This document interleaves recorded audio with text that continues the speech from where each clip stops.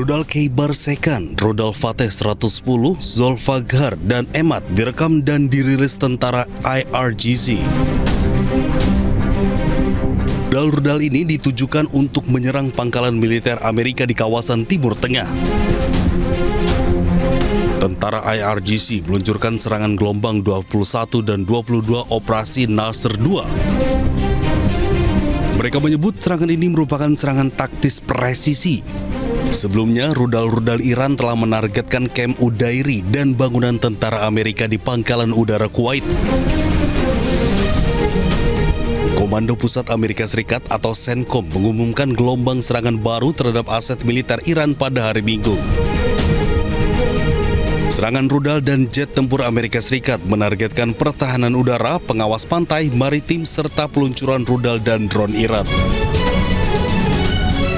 Washington telah melakukan serangan berulang kali di wilayah Iran pekan ini, serta memberlakukan kembali blokade laut yang menargetkan kapal-kapal yang berlayar dari dan ke pelabuhan Iran. Teheran menanggapi dengan serangan rudal dan pesawat tak berawak terhadap pangkalan Amerika Serikat di seluruh wilayah Timur Tengah. Korps Garda Revolusi Iran IRGC mengatakan 2 kapal tanker minyak meledak di Selat Hormuz Minggu malam. Pemirsa, Amerika Serikat dilaporkan kembali melancarkan serangan ke Iran. Serangan menghantam sebuah jembatan di Bandar Abbas.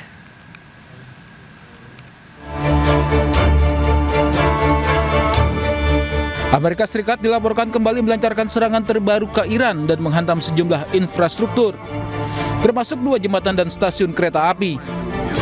Sebuah jembatan di Bandar Abbas, Iran, porak-poranda setelah Amerika Serikat menggempur wilayah tersebut. Dampak serangan juga membuat beberapa mobil hancur dan sejumlah warga dilaporkan terluka. Kepulan asap terlihat di langit kota Bandar Abbas setelah Amerika Serikat melancarkan serangan berhari-hari ke Iran. Komando Pusat AS CENTCOM mengumumkan bahwa mereka meluncurkan gelombang serangan terbaru ke Iran untuk melambahkan kemampuan militer mereka. Iran sendiri tak tinggal diam dan membalas serangan dengan menargetkan pangkalan militer AS di Timur Tengah. Teheran memperingatkan akan targetkan infrastruktur di seluruh wilayah AS jika Amerika terus melanjutkan serangan mereka.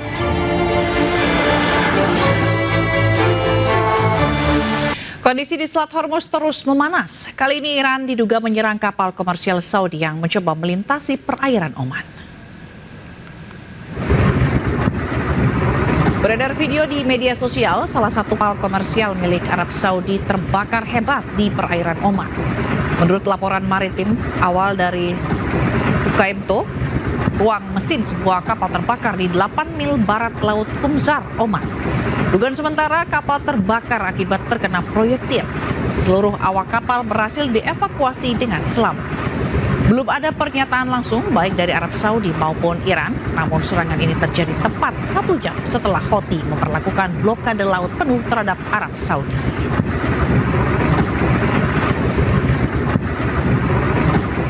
Iran terus melancarkan serangannya ke sejumlah situs-situs Amerika Serikat yang berada di kawasan. Iran menargetkan pesawat angkut militer C-17, pesawat komando, dan rudal kendali.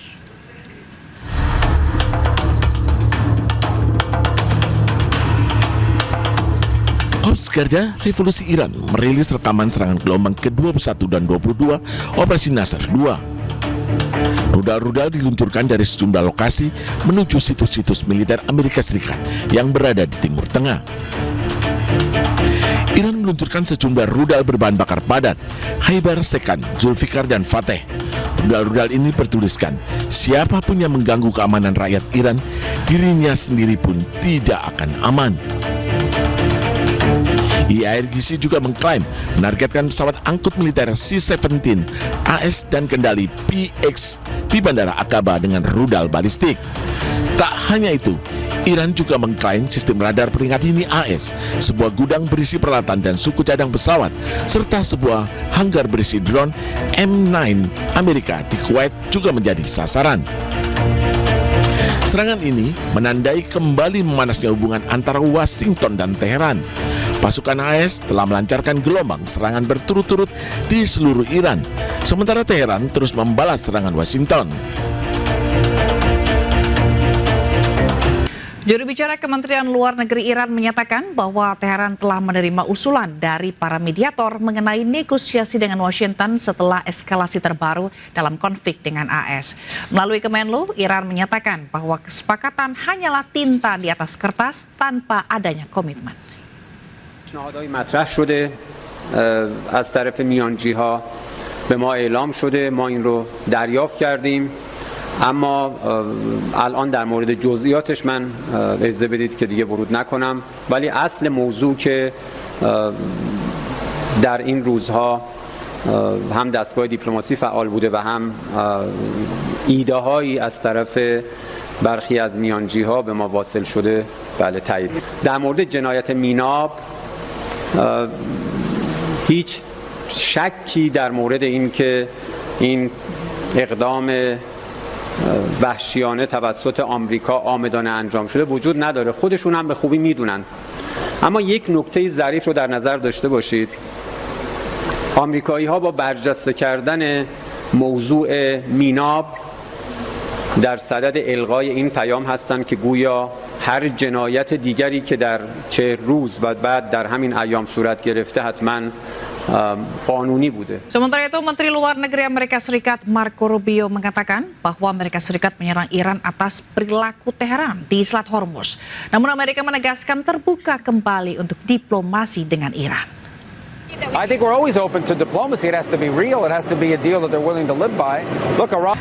Ya, terima kasih Mbak Aisyah. Tadi kita melanjutkan bahwa sebenarnya seberapa besar kekuatan Iran untuk melakukan perang total ini melawan Amerika Serikat? Akankah mampu benar-benar untuk jor-joran melawan Amerika dalam hal ini? Baik, kalau kita lihat sebenarnya Iran ini resilience karena buktinya dia sudah diembargo selama kurang lebih 40 tahun tetapi sampai sekarang dia masih berdiri. Dan kemudian kemampuan militer yang tadinya kita remehkan di awal peperangan itu ternyata bisa menghadapi negara dengan kekuatan militer terbesar di dunia. Nah, sekarang kita berada di dalam posisi yang cukup menarik karena dalam konflik ini tuh ada sekitar 3 tahapan nih. Tahapan pertama itu adalah penyerangan untuk kemudian bisa menggulingkan rezim, kita sudah melalui itu dan gagal total, Epic Fury dan Roaring Lion. Yang kedua, ini permasalahan kontrol atas Selat Hormuz dan kita juga sudah mengalami hal itu. Kita masuk ke tahapan ketiga, yaitu bagaimana kemudian ya konflik ini dapat diselesaikan gitu. Nah, sekarang kita bisa melihat bahwa eskalasinya masih terus naik turun. Kenapa? Karena kedua negara saat ini itu terjebak dalam yang namanya adalah teori chicken game theory, ya, di mana keduanya tidak mau nih kalah karena deeskalasi. Maka dari itu dua-duanya mengekskalasi terus-menerus karena mereka merasa bahwa kalau saya deeskalasi, saya akan merugi. Nah, menariknya selama kemarin jeda MOU kemarin, baik Amerika Serikat maupun Iran, dua-duanya ini sama-sama sejujurnya kelelahan, ya. Amerika Serikat ini kelelahan karena hampir 50% stockpile munitionnya itu digunakan di Timur Tengah, sementara dia masih harus menggunakan deterrence ya di kawasan seperti Indo-Pasifik atau kemudian Eropa. Nah, sementara Iran, saya kira mereka sebenarnya ini cukup kelelahan secara ekonomi. Meskipun mereka resilience, tetapi memang ini berdampak besar embargo Amerika Serikat. Pertama, kita lihat ya, blokade Amerika Serikat itu membuat Iran merugi sekitar 435 juta US dollar ya di dalam satu hari. 13 miliar dalam satu bulan, berarti itu kan angka yang cukup besar. Itu sama jumlahnya seperti anggaran pertahanan Iran sekitar 11 miliar US dollar dalam waktu 1 tahun gitu. Nah, akan tetapi yang cukup menarik dari Iran, menjawab pertanyaan Mbak Zila tadi, Iran ini sebenarnya memiliki kapasitas untuk bisa melakukan replenishing supply mereka itu dengan cukup kuat, dengan cukup cepat. Kenapa? Karena kalau kita lihat misalnya saja produksi dari drone Shahid 136 ya dalam 1 bulan dia bisa menghasilkan sekitar 50-100 model gitu, dan itu sebenarnya angka yang cukup besar. Sekarang kita lihat dari Amerika Serikat, mereka membutuhkan waktu kurang lebih 4 tahun untuk bisa memproduksi dengan skala penuh di awal perang ini. Itu kan sebenarnya kemampuan yang sangat berbeda jauh. Nah, sekarang kita lihat sebenarnya Iran sendiri ini sudah lama dihajar Amerika Serikat untuk menerima punishment, dalam artian apa? Dilemahkan itu kekuatan-kekuatan ekonominya, termasuk diantaranya adalah menghilangkan kemampuan mereka untuk bisa beroperasi sebagai masyarakat modern dengan menghancurkan pabrik petrokimia, jembatan, lalu fasilitas publik ya, kemudian pembangkit listrik dan lain-lain. Jadi yang sebenarnya diincar oleh Amerika Serikat adalah mencoba untuk memiskinkan Iran, menghilangkan kapasitas Iran untuk bertahan sehingga Iran kembali ke meja perundingan. Jadi kita sebut namanya adalah coercive diplomacy. Nah, akan tetapi yang perlu kita waspadai, tadi kita bicara tentang domestik di Amerika Serikat. Lalu kemudian sekarang kita bicara juga tentang domestik di Iran. Karena sekarang sudah mulai ada perpecahan antara kubu progresif dengan kemudian kubu konservatif yang kemudian dipimpin oleh Mojtaba Khamenei. Tapi Mbak Aisyah, kalau kita lihat strateginya Iran ini cenderung menyerang begitu ya negara-negara Teluk, bukan armada dari Amerika Serikatnya sendiri. Iya, karena kita melihat bahwa Iran ini saat ini memiliki banyak sekali kemudian rudal, tetapi yang paling banyak stokpilnya itu adalah yang jangka jarak dekat dan kemudian jarak menengah. Kita bisa melihat sebenarnya rudal Iran ini menarik karena pertama, ternyata tidak ada yang menyangka bahwa pertama, cost trap strategi yang dilakukan oleh Iran itu bekerja dengan menembakkan begitu banyak drones untuk menghalau Iron Dome dan kemudian sistem pertahanan dari negara-negara tersebut. Dan ternyata rudal Iran ini dia memiliki proyektil yang bisa berubah-ubah gitu ya, terutama misalnya kita bicara tentang Sejil gitu.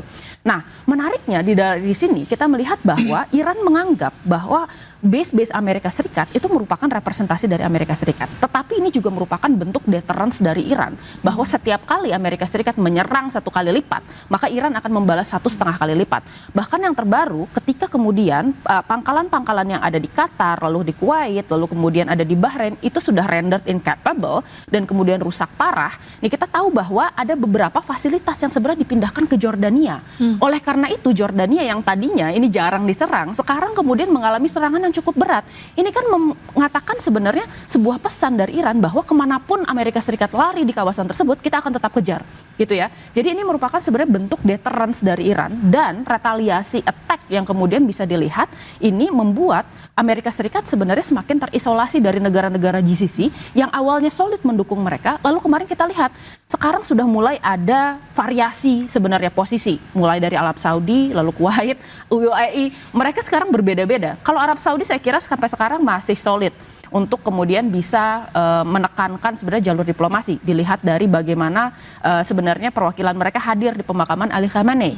Tetapi kan kalau kita lihat UAE misalnya, dia sudah normalisasi hubungan dengan Israel. Lalu kemudian sekarang dia juga memindahkan baterai Iron Dome dari Israel ke negaranya. Dan ini memperlihatkan sebenarnya seberapa dekat hubungan mereka berdua. Belum lagi misalnya Oman yang sampai sekarang itu dekat dengan Iran juga dan berusaha untuk bernegosiasi. Mungkin ini Bapak bisa menjelaskan lebih lanjut karena keahliannya di Timur Tengah.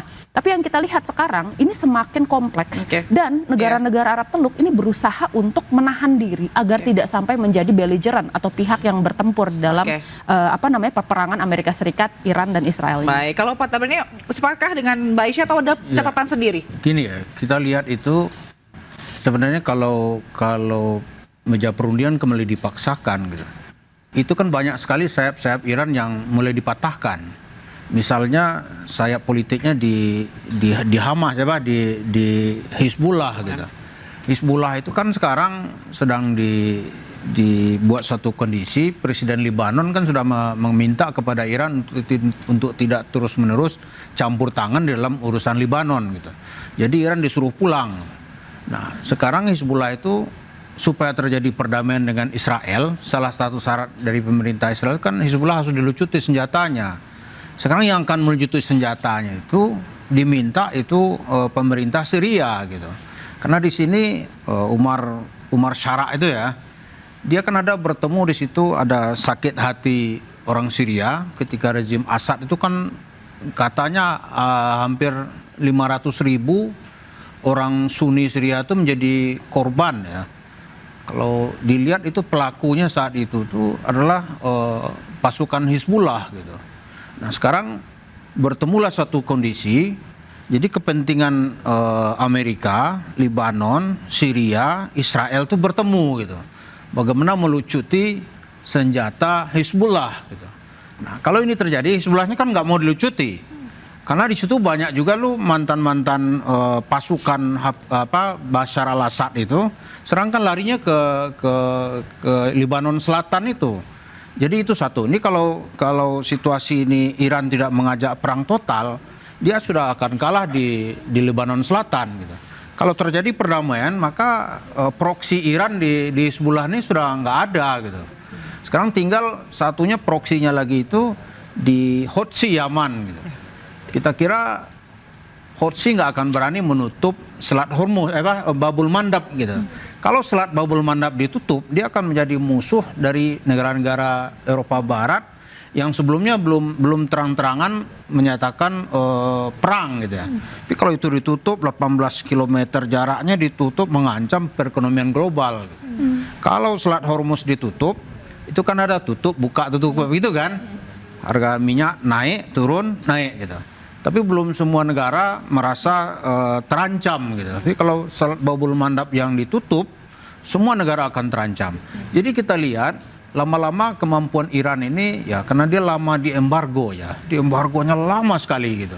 Kemudian membuat dia tuh sulit secara ekonomi itu setelah Selat Hormuz itu ditutup total oleh Amerika gitu. Oh, berat sekali dia. Dampaknya juga udah ke ASEAN sekarang kan ya. Ya, berat sekali dia.